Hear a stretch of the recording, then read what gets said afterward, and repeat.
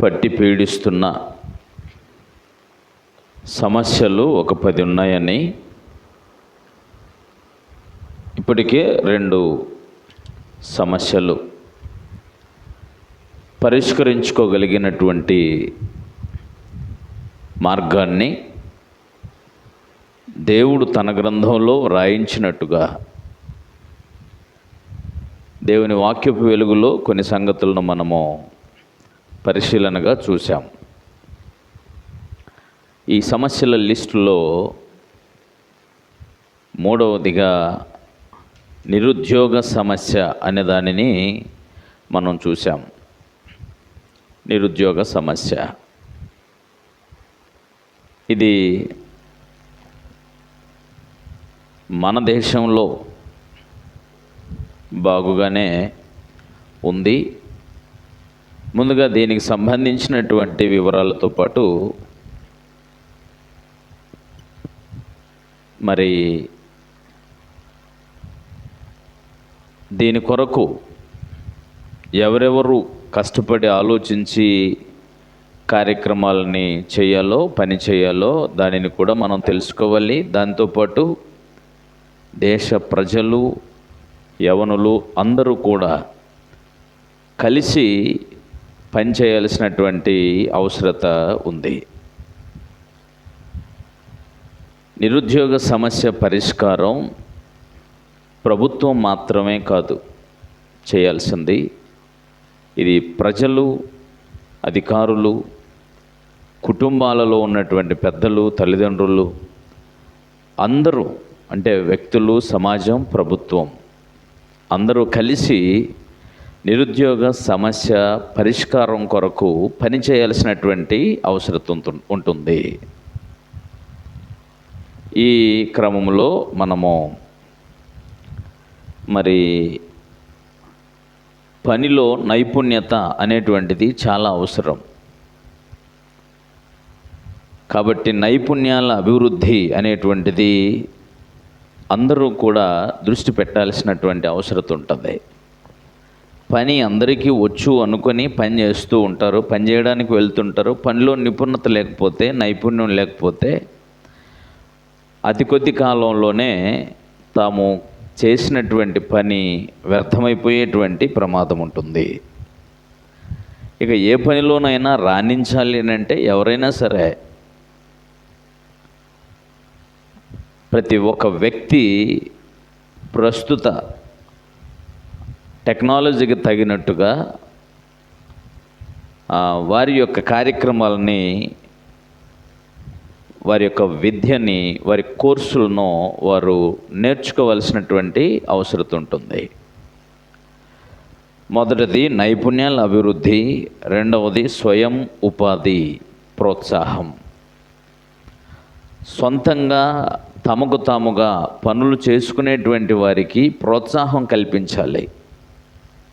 అది వ్యాపారమైనా, చిన్న చిన్న వారి చేతులతో చేసుకునేటువంటి పనులైనా, ఏ పనైనా సరే దీని కొరకు ఖచ్చితంగా మరి ప్రోత్సాహం కలిగించాలి. ఈ ప్రోత్సాహం ఎక్కడి నుంచి? ఇంట్లో తల్లిదండ్రులు ప్రోత్సహించాలి, ప్రభుత్వాలు ప్రోత్సహించాలి, అలాగే బ్యాంకులు కూడా చిన్న చిన్న వ్యాపారాలు చేసుకునే దాని కొరకు రుణాలను కూడా ఇవ్వాలి. ఇదంతా కూడా కలిసి కట్టుగా పనిచేయటం వలన మాత్రమే దేశం ముందుకెళ్ళేటువంటి అవకాశం ఉంటుంది. మూడవదిగా ప్రతి పల్లెలో కానీ, ప్రతి పట్టణంలో కానీ, అటు ప్రజలు కానీ, అటు ప్రభుత్వాలు కానీ అందరూ కూడా మరి పరిశ్రమల అభివృద్ధి, అనేక కార్యక్రమాలు లేక అనేక ఉత్పత్తుల యొక్క పరిశ్రమలని, కర్మాగారాలని అభివృద్ధి చేసుకోవాలి. ఇది అందరూ కలిసి చేయాల్సింది. కానీ చాలామంది ఎలా ఉంటారంటే అభివృద్ధికి అసలు ఓర్చుకోరు. చిన్న చిన్న గ్రామాల్లో కనీసం రోడ్లు వేస్తాం, రోడ్లు వేస్తామంటే కూడా మా ఇంటి స్థలాలు కొంచెం కొంచెం 3 వాళ్ళే ఇళ్ళల్లో గుళ్ళు కొట్టుకోరు కదా, 2-3 అడుగులు పోతాయనేటువంటి స్వార్థంతో కనీసం రోడ్లు వేయడానికి కూడా అవకాశం ఇవ్వరు. మా ఊరు ఉంది, 25 సంవత్సరాల నుంచి రోడ్డే లేదు. మొన్న సుమారుగా 40 ఫీట్లు వేయవలసినటువంటి రోడ్డుని 30-40 ఫీట్లు వేయాల్సినటువంటి రోడ్డుని 12 ఫీట్లు ఏమో వేసి వదిలేశారు. అది కూడా ఎవరో ప్రోద్బలంతో, ఎవరో అధికారంతో జోక్యం పుచ్చుకున్నందుచేత. అంటే మనుషుల అది గ్రామ అభివృద్ధి కోసమైనా సరే, జిల్లా అభివృద్ధి కోసమైనా సరే, రాష్ట్ర అభివృద్ధి కోసమైనా సరే, దేశ అభివృద్ధి కోసమైనా సరే, ఎవరి పాటికి వాళ్ళు సరైనటువంటి బాధ్యతలు, సరైన విధానంలో సరైన ప్రోత్సాహాన్ని ఇవ్వగలిగితేనే ముందుకెళ్తారు. మనకు కూడా తెలియాలి ఇది. కాబట్టి ఎవరి స్వార్థం కోసం వాళ్ళు ఆలోచన చేసేటువంటి విధానంతో ముందుకు వెళ్ళకూడదనే విషయాన్ని మీకు జ్ఞాపకం చేస్తున్నాను. గ్రామీణ ప్రాంతాల్లో పరిశ్రమలకు ప్రోత్సాహం కలిగించాలి. కొత్త కొత్త పరిశ్రమలు అంటే కొత్త కొత్త కర్మాగారాలు, కొత్త కొత్త వస్తువులను తయారు చేసేటువంటి ఫ్యాక్టరీస్ని అందరూ కలిసి అవకాశం ఇచ్చి దాంట్లో పనికి చేరడం కోసం కూడా మరి సిద్ధపడాలి. ఇది జనరల్గా మనం ఆలోచన చేస్తున్నాం. ఈ కార్యక్రమాల్లో మళ్ళా ప్రజలు, కుటుంబాలు, అలాగే ప్రభుత్వాలు కలిసి ఈ పని చేయాల్సినటువంటి అవసరం ఉంటుంది. ఓకేనా? కాబట్టి ఈ విషయాన్ని గుర్తుపెట్టుకోండి. అంతేకాకుండా చదువు, విద్యారంగంలో కూడా ప్రస్తుత కాలానికి తగినట్టు ప్రపంచం ఏ విషయాల్లో ముందుకు వెళుతుందో ఆ విషయాలన్నీ దృష్టిలో పెట్టుకొని దానికి తగినట్టుగా మరి చదువుల్ని, డిగ్రీలని పిల్లలకి అభివృద్ధి సంబంధమైనటువంటి జ్ఞానాన్ని నేర్పించాలా. చాలామంది డిగ్రీలకే పరిమితం, పట్టాలకే పరిమితం. బట్టామా, సబ్జెక్ట్ని టెక్స్ట్ బుక్లో రాసామా, పాస్ అయిపోయామా, అలాగ ఉండటం వల్ల ప్రయోజనం లేదు. మరికొంతమంది సబ్జెక్ట్ నాలెడ్జ్ లేకుండానే డబ్బులు కట్టి పాస్ అయిపోయినటువంటి వాళ్ళు కూడా ఉంటారు. సో అలాంటి దాని వలన వాళ్ళకై వాళ్ళు అభివృద్ధి చెందలేరు, అనేకుల యొక్క నాశనానికి కూడా కారకులు అవుతారు. ఇప్పుడు ఉదాహరణకు ఒక డాక్టర్ ఉన్నాడు అనుకోండి, తల్లిదండ్రులు కోటీశ్వరులు ఉన్నట్లయితే పిల్లలకి ఏదో విధంగా సీట్ సంపాదించేసి, చదవకపోయినా కూడా పాస్ చేయించేసి డాక్టర్ని చేసేస్తే ఏం చేస్తారు? ఎంతోమంది ప్రాణాలను తీయటానికి కారకులు అవుతారు కదా. అలాగా అనేక పనుల్లో, ఏ పనైనా సరే, ఏ రంగంలోనే సరే. అందుకని సబ్జెక్టుకు సంబంధించిన జ్ఞానం ఉండాలి. అలాగే ప్రపంచం ఎలా ముందుకు వెళుతుందో అలాంటి టెక్నాలజీకి తగినట్టుగా డిగ్రీలని, చదువుల్ని రూపొందించాలి. ఇదంతా విద్యావేత్తలు కలిసి కూర్చొని చేయాల్సినటువంటి కార్యక్రమాలు. వీటన్నిటికీ ప్రభుత్వాలు కూడా వారిని ప్రోత్సహించాలి.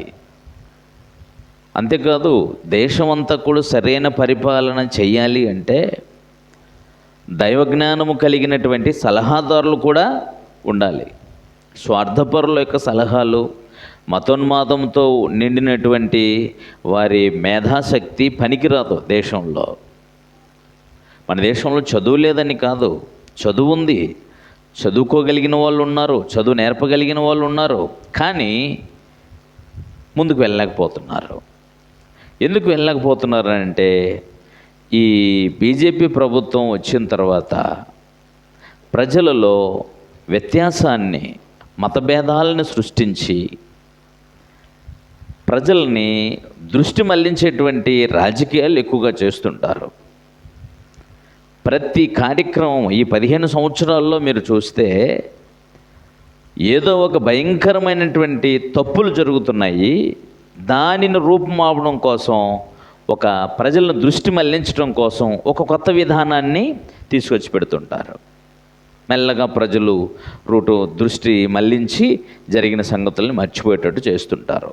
ఇలాంటి పనికి మాలినటువంటి పనులు చేస్తున్నారు. కానీ దేశాన్ని ముందుకు తీసుకెళ్లేటువంటి కార్యక్రమాల్లో ప్రజలకు అవసరమైనటువంటి చదువుని ఎలాగ ఇవ్వాలి, ప్రజల్ని ఏ విధంగా ముందుకు తీసుకెళ్ళనేటువంటి ఆలోచన వారికి ఉండట్లేదు. నిజంగానే ప్రభుత్వాలు మంచి నిర్ణయాలు తీసుకోవాలి, దానికి తగినటువంటి చదువులను రూపొందించాలి. చదువులకు సంబంధించిన ప్రతి శాస్త్రంలో దానికి తగిన నైపుణ్యత కలిగిన టీచర్స్ని కేటాయించాలి.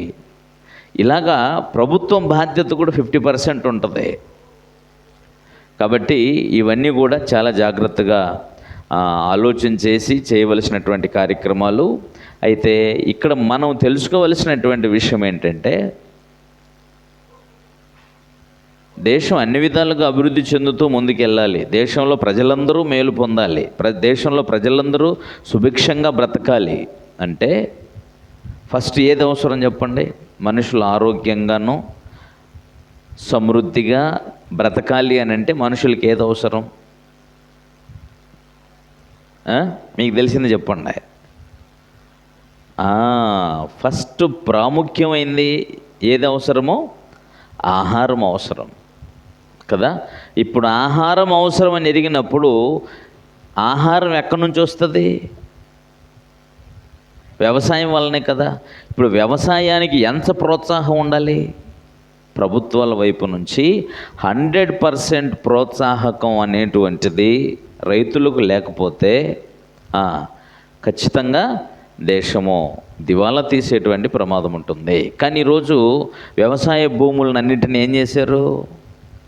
పంటలు వేయట్లేదు, ఇప్పుడు ప్లాట్లు చేసి అమ్ముకుంటున్నారు. ఏ విధంగా డబ్బు సమకూర్చుకుందాం అనుకుంటున్నారే, ఆహారాన్ని సంపాదించుకునే పరిస్థితిలో లేరు. అనేక విధాలుగా, ఒకటి రెండు కాదు, రైతుల విషయాల్లో అన్ని రాష్ట్రాల్లో ప్రభుత్వాలు చిన్నచూపు చూస్తుంటాయి. ప్రసంగి గ్రంథంలో ఒక మాట ఉంటుంది, ఏ రాజు అయితే తమ దేశముపై భూమిపై శ్రద్ధ పుచ్చుకుంటూ ఉంటాడో ఆ దేశము చాలా ఆరోగ్యంగా ఉంటుంది అని చెప్తుంటాడు. ఆ దేశము, ఆ రాజు, ఆ ప్రజలు ఎంతో సుభిక్షంగా ఆరోగ్యంగా ఉంటారు అనేటువంటి విషయాన్ని ఎప్పుడో మంచి జ్ఞాని అయినటువంటి సొలొమోను తెలియజేశాడు. కాబట్టి ఏ రాజు తమ దేశముపై భూమిపై శ్రద్ధ పుచ్చుకుంటాడో ఆ దేశం బాగుంటుంది.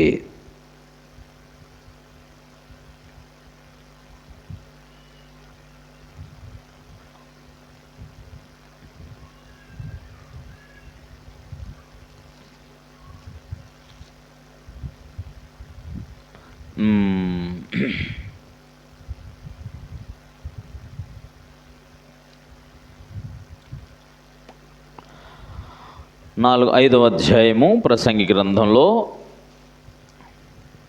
5వ అధ్యాయము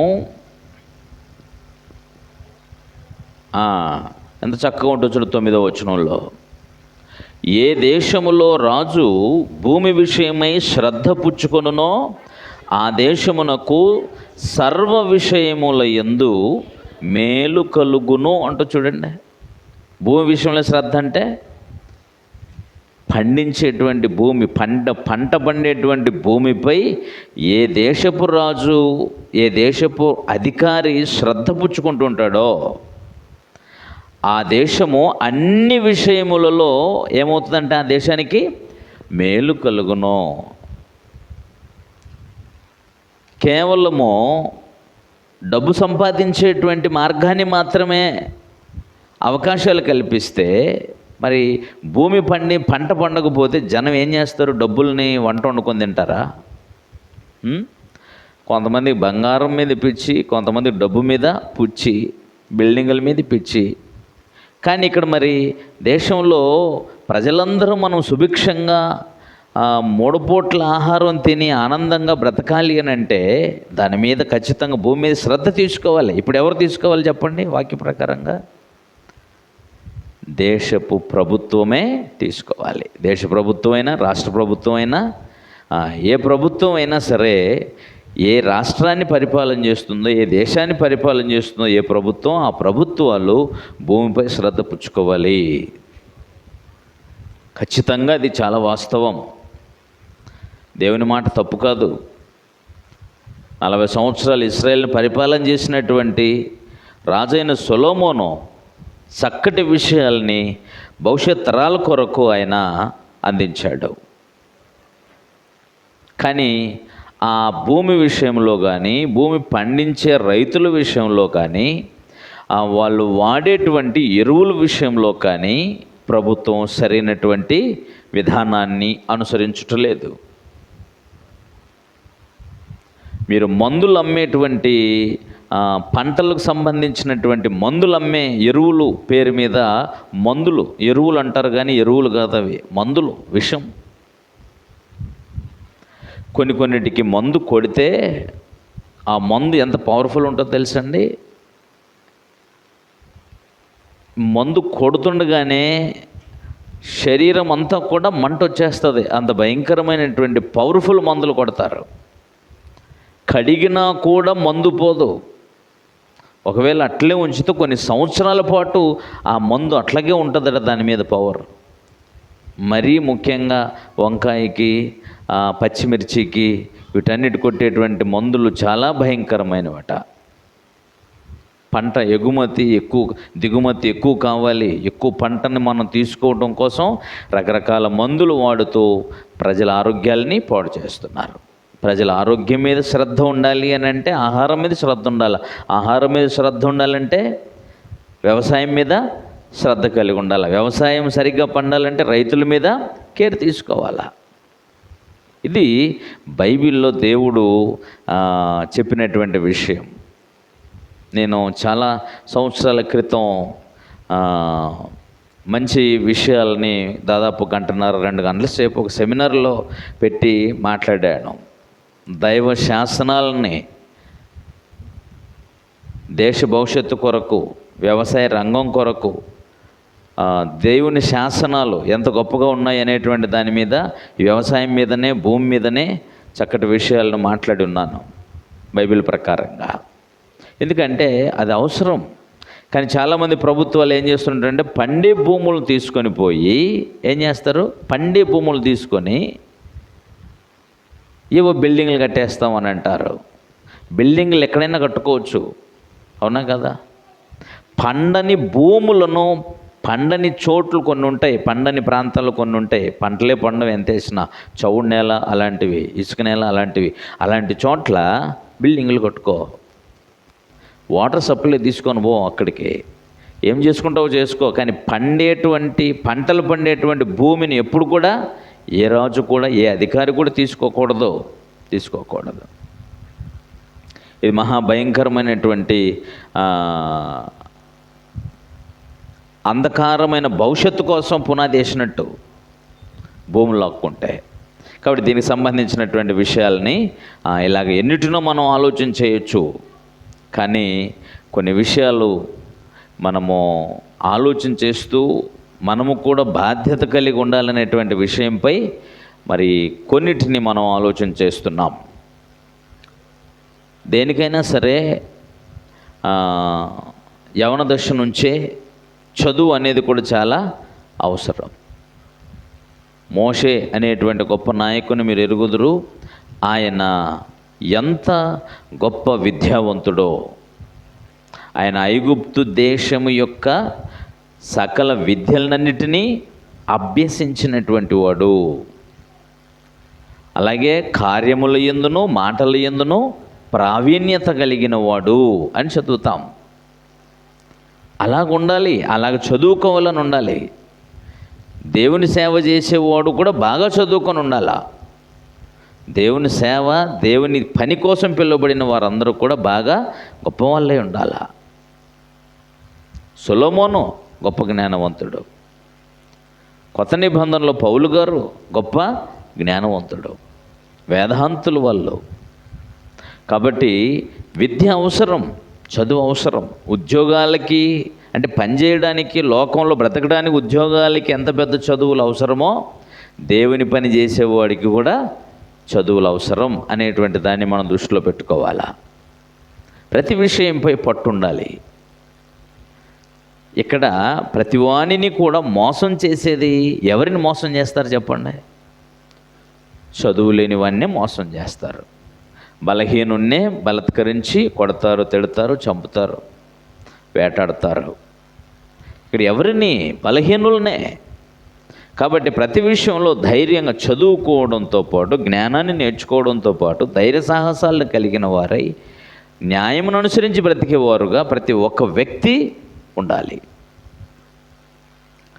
క్రైస్తవులు అంటే చాలామంది దృష్టిలో వాళ్ళు పెద్ద చేతగాని వాళ్ళు దేని పనికిరాని వాళ్ళు, విద్య లేని వాళ్ళు అనుకుంటారు. అందుకని చాలాసార్లు నేను చెప్తుంటాను, ఈరోజు క్రైస్తవ్యంపై అనేక రకాల పక్షపాతం, వివక్ష చూపించే పరిస్థితి న్యాయస్థానాల నుంచే వస్తుంది అని అంటే దీనికి గల కారణం ఏంటి? న్యాయస్థానాల్లో కూడా మతపిచ్చి కలిగినటువంటి వాళ్ళు ఉన్నారు కనుక చేస్తారు.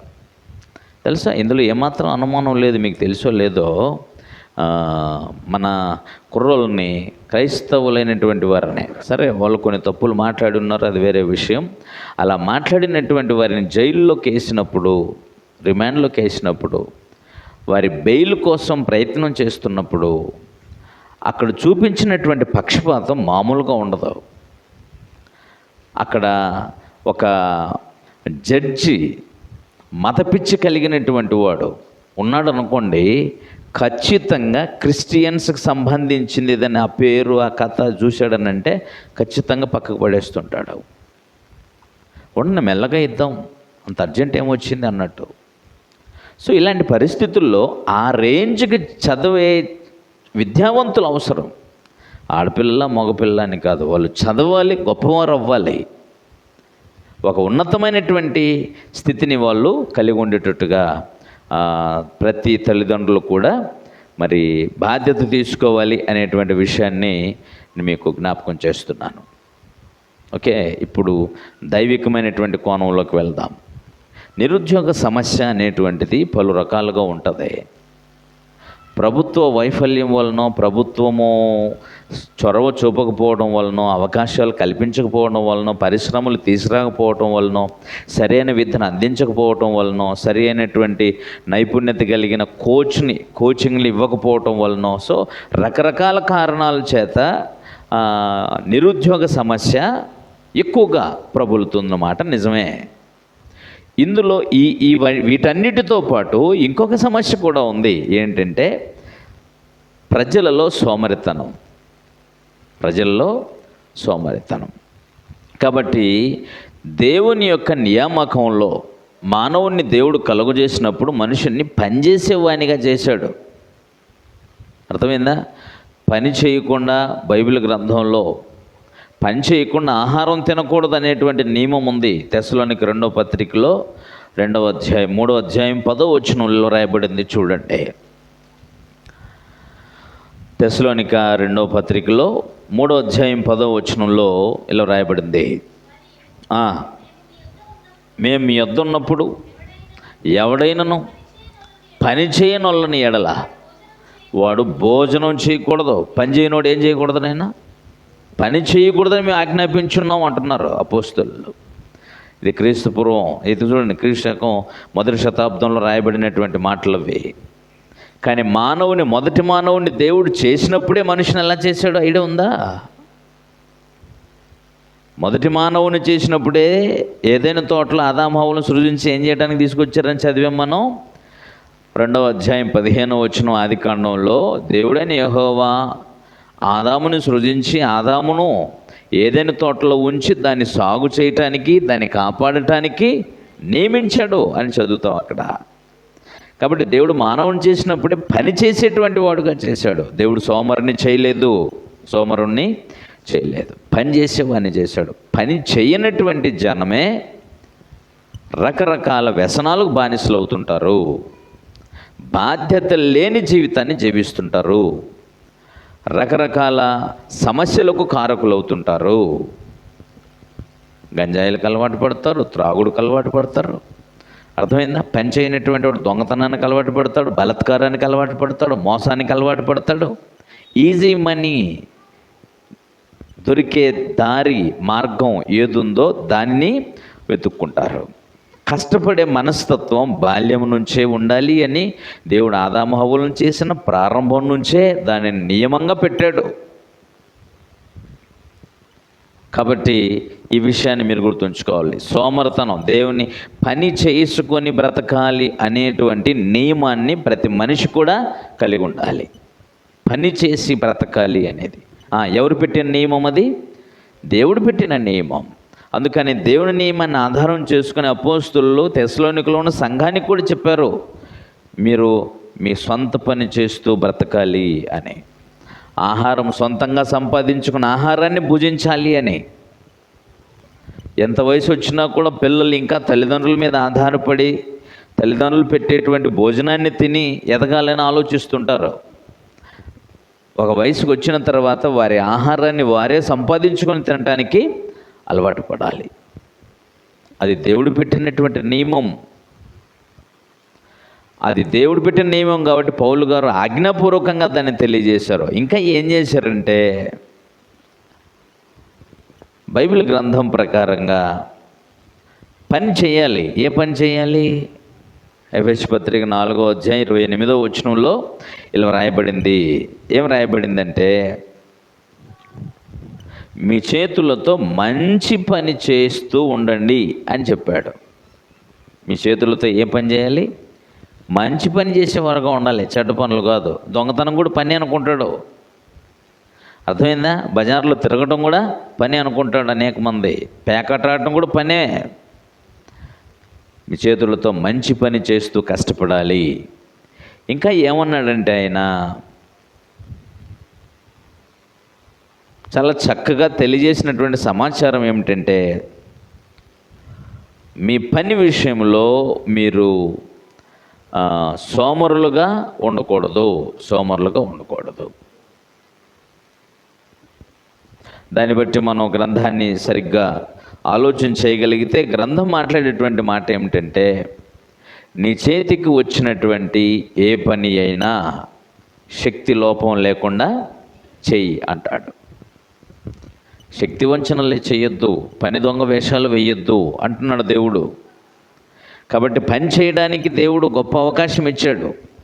కనుకనే పని విషయంలో ఖచ్చితంగా జాగ్రత్త కలిగి ఉండాలి. పని చేయాలి, పని చేసి బ్రతకాలనేటువంటి నియమాన్ని ప్రతి మనిషి హృదయంలో పెట్టుకోవాలి. దానిని తల్లిదండ్రులైన వారి పిల్లలకు అలవాటు చేయాలి. దేశంలో ప్రతి పౌరుడు పని చేయాలి, పని కల్పించాలి అనేటువంటి విషయాన్ని కూడా మనం గుర్తుంచుకోవాలి. మొదటిది కాబట్టి పని చేయటం అనేటువంటిది, కష్టపడి ఆహారాన్ని సంపాదించుకోవడం అనేది శాపం కాదు, అది దేవుని వరం, దేవుని వలన నియమించబడినటువంటిది.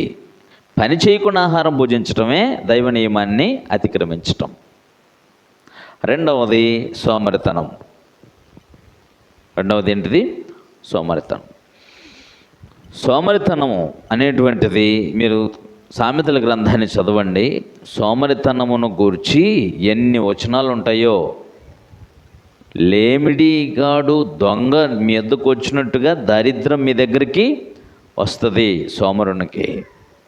సోమరుని ఇంట అనేకమైనటువంటి రోగాలు స్థిర నివాసం చేస్తాయి.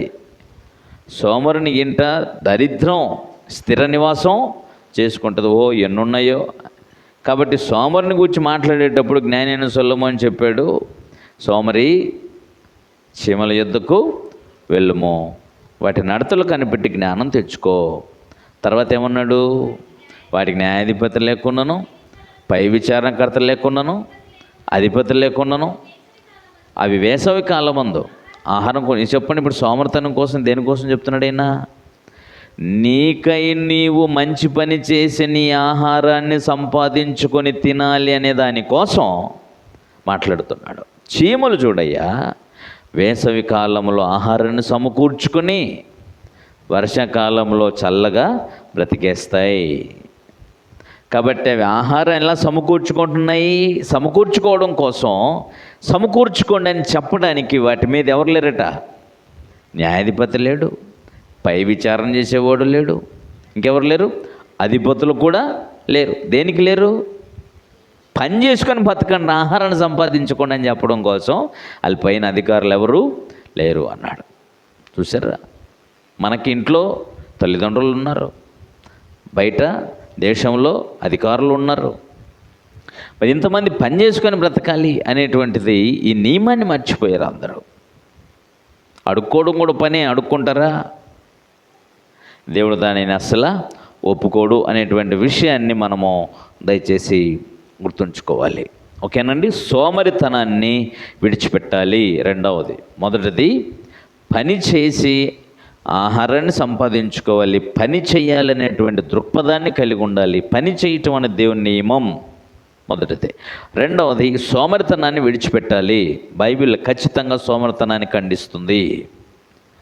ఓకేనా? కాబట్టి నిరుద్యోగానికి కారణం చాలామంది జీవితాలలో ఏమీ లేక లేజినెస్ వల్లే. తెలుసా మీకు? సోమరితనం వల్లే, సరిగ్గా చదవక, సరిగ్గా ఇంటర్వ్యూలో పాస్ అవ్వక, సరైన మార్కులు సంపాదించక, ఉద్యోగాలు లేక ఉంటారు. కాబట్టి ఇంకా మరి రకరకాలుగా మనుషులు ఈ విధంగా ఉంటారు. కాబట్టి సోమరితనం వల్ల పలు రకాల నైపుణ్యత నేర్చుకోరు, పని నేర్చుకోలేరు, చదువు నేర్చుకోలేరు, జీవితంలో రాణించడం లేరు. కాబట్టి సోమరితనం అంటే చాలా భయంకరం. సోమరితనాన్ని విడిచిపెట్టాలి. మూడవది, నేర్చుకునేటువంటి మనస్తత్వం ఉండాలి. ఏముండాలి? నేర్చుకుని ఏ పనైనా సరే, చదువైనా సరే, ఏదైనా సరే నేర్చుకునే మనస్తత్వం ఉండాలి. చాలామందికి పని చేయటం ఇష్టమే, కానీ నేర్చుకోవడం ఇష్టం ఉండదు. ఏ పనైనా సరే నేర్చుకోకుండా ఏదొస్తుందో చెప్పండి? నేర్చుకోకుండా ఏ పనైనా ఉంది అని చెప్పగలరా? ఏదైనా సరే. చివరికి పార పని చేయాలంటే కూడా పని చూసి నేర్చుకొని ఉండాలి, లేకపోతే వాళ్ళు కాళ్ళు నరుక్కుంటాడు. పార పని చేసేటప్పుడు కూడా 2-3 సార్లు కాళ్ళు నరుక్కుంటే కానీ అప్పుడు కానీ మళ్ళీ పని వాడికి రాదన్నమాట. కాబట్టి ఏ పనైనా సరే నేర్చుకోవాలి, నేర్చుకోవడానికి మనసు పెట్టాలి. అది చదువైనా, ఏదైనా సరే, పని అయినా నేర్చుకోవాలి. నేర్చుకుంటే మీరు మీ కాళ్ళ మీద మీరు నిలబడగలుగుతారు. నేర్చుకోవాలనే తత్వం ఉండాలి. వాక్యమైనా కూడా నేర్చుకోవాలనే తత్వం ఉండాలి. వాక్యం ఎప్పుడైతే నేను నేర్చుకోలేను అని అనుకుంటాడో వాక్యం విషయంలో తప్పిపోతారు. రాంగ్ డాక్ట్రిన్స్ చెప్తారు, లేదా ఇతరుల వాటి మీద ఎవరెవరో చెప్పిన, తమకు అనుకూలంగా చెప్పిన వాటి మీద ఆధారపడి ఉంటారు. కాబట్టి అలా కాదు. దేవుని వాక్యం నేర్చుకోవటంలో మనం నిత్య విద్యార్థులంగానే ఉండాలి. ఎవరు చెప్పినా ముందు వినాలి. అది లేఖనానుసారం అయితే గౌరవించి నేర్చుకోవాలనే దాన్ని గురించి మేము నేర్చుకోవాలి. నేను ఎందుకు ఏదైనా చెప్తున్నానంటే, నువ్వు లోకములో బ్రతకడం కోసమే కాదు, అర్థమైందా? దేవుని సేవ చేయడం కోసం కూడా నువ్వు నేర్చుకోవాలి. అది చెప్తుంది. దేవుని పని చేయాలన్నా, లోకంలో ప్రభుత్వం పని చేయాలన్నా, మీ ఇంట్లో మీ జీవనోపాధి సంబంధమైన మీ పని చేయాలన్నా, ఏ పని చేయాలన్నా నేర్పు అనేది చాలా అవసరం. ఓకేనా? రైట్. ఇక 4వది, ముందుగా చెప్పినట్టుగానే 3వ దాంట్లో మీరు గుర్తుంచుకోవాల్సింది, ప్రసంగి గ్రంథం 9వ అధ్యాయం 10వ వచనంలో, నీ చేతికి వచ్చిన పని ఏదైనాను శక్తి కొలది చేయి, శక్తి లోపం లేకుండా చేయి, పని దాచిపెట్టద్దు. ఎప్పుడైనా సరే ఈ పని చేస్తే నాకే వస్తుంది. మన పిల్లలు చాలామంది ఉన్నారు కూలికి వెళ్ళేటోళ్ళు. ఎక్కువ పని ఎందుకు చేయాలి, నేను నా కూలి తగ్గట్టుగా పని చేస్తాను అనుకునే వాళ్ళు ఉన్నారు చాలామంది.